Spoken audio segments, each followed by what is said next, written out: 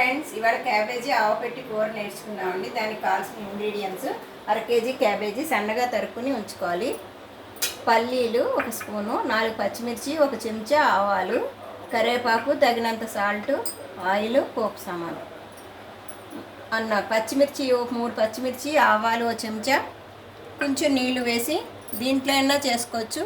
లేకపోతే ఆవపొడి ఫ్రెష్గా ఉంటే ఆవపొడి పచ్చిమిర్చి వేసి నీళ్ళు వేసి బాగా నూరితే ఈ కలర్లోకి వస్తుంది. ఇప్పుడు స్టవ్ వెలిగించుకుందాం. ఆయిల్ వేద్దామండి. ఒక 5 స్పూన్లు నూనె,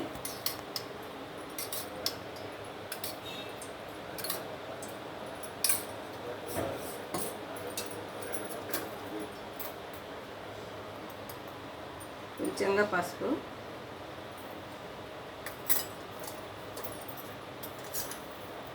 రెండు స్పూన్లు మినపప్పు, స్పూన్ శనగ, కొంచెం వేగాలండి.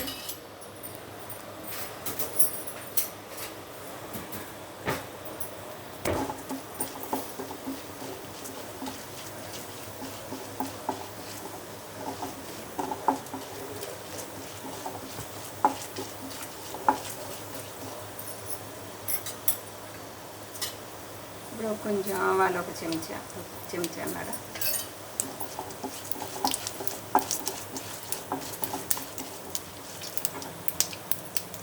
పచ్చిమిర్చి 1 తుంచుకొని, పోపుకి ఎండుమిర్చి,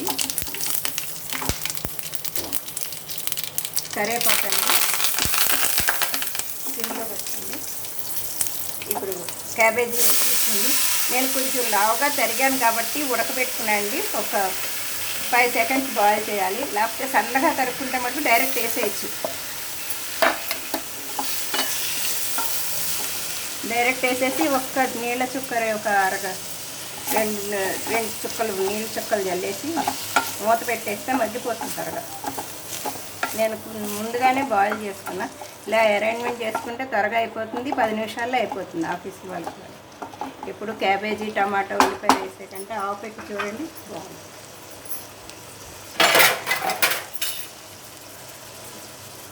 5 నిమిషాలు ఇలా మక్క పెట్టి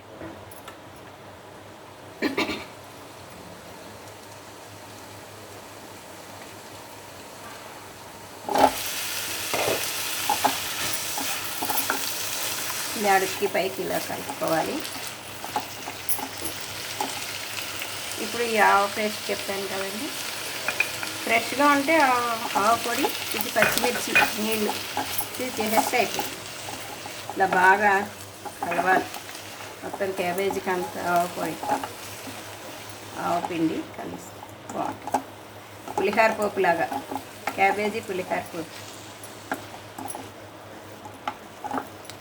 ఘాటుగా వాసన.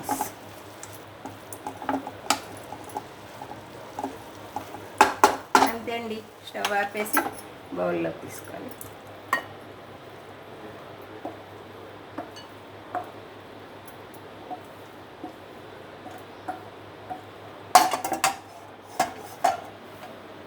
పైనుంచి కరివేపాకు వేసుకొని గార్నిష్ చేసుకోవటం.